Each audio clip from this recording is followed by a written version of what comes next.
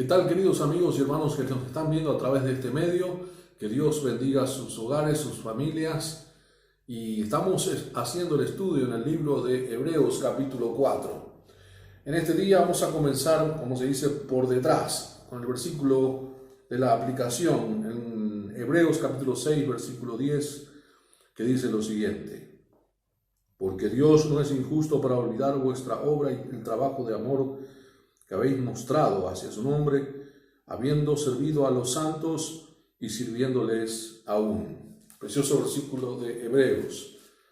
Y vamos al pasaje, al versículo que nos toca el día de hoy, en Hechos 4:32. Y dice: Y la multitud de los que habían creído era de un corazón y un alma, y ninguno decía ser suyo propio nada de lo que poseía, sino que tenían todas las cosas en común. El contexto de este versículo nos habla de que el pueblo de Dios, la iglesia primitiva, estaba orando por la liberación de Pedro y Juan de la cárcel. Dios les contestó de tal manera que el lugar donde ellos estaban orando tembló, y dice que fueron llenos del Espíritu Santo. A diferencia del capítulo 2, donde ellos recibieron el bautismo del Espíritu Santo, esta ocasión no es lo mismo. Esto ya es la llenura del Espíritu Santo, que viene de una profunda relación o una relación más madura con Cristo. Y dice que la multitud de los que habían creído, porque eran muchísimos, ya en el inicio del discurso de Pedro fue de 3.000 los convertidos, así que esta gran multitud de recién convertidos dice que era de un corazón y un alma. Todos los comentaristas, y haciendo yo mismo el estudio, no hace, digamos, una diferencia abismal entre corazón y alma. Aquí lo que simplemente quiere decir es que ellos eran de un mismo sentir, es decir, pensaban prácticamente lo mismo.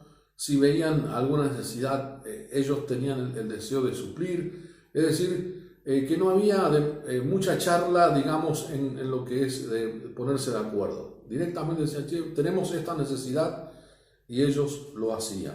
Y esta multitud dice que de un corazón y un alma, es decir, que a pesar de tener muchos corazones y muchas almas, eran de un solo corazón, en unanimidad. Y ninguno decía ser suyo propio nada de lo que poseía. Ese fue el resultado de la llenura del Espíritu Santo. ¿Qué fue? Precisamente que el pueblo ayudó a su hermano que tenía necesidad. ¿Y sabe lo que pasaba? Había hermanos que recién se habían convertido, y el único lugar donde ellos podían crecer espiritualmente era ahí en Jerusalén. Así que en vez de volver a su casa o a su nación, se quedaban ahí para estudiar la palabra. Es lo que muchos estudiosos de la Biblia dicen. Entonces, lo que hacían era que si veían a algún hermano tener necesidad, directamente se vendían algunas propiedades y se ponía ese dinero digamos, al servicio de los gastos de los hermanos. Así que tenían todas las cosas en común. Así era la iglesia primitiva.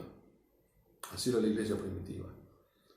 Llegaron a unificarse de tal manera que eran prácticamente un solo cuerpo, una sola cosa, como hoy también es la iglesia de Jesucristo, ¿no? Un mismo, si bien hay la iglesia en Munro, la iglesia en Torcuato, pero somos una misma familia. Y quiero simplemente resaltar lo que habíamos leído al principio. El ejemplo de los líderes, de los apóstoles, fue tal que el Señor nunca olvidó el trabajo de amor que hicieron hacia los santos. Y quiero decir, queridos hermanos, que nosotros tenemos de ese tipo de personas en nuestra iglesia. Personas que ayudan al otro, que sirven a los santos, que le sirven al pueblo de Dios, porque esa fue mi experiencia.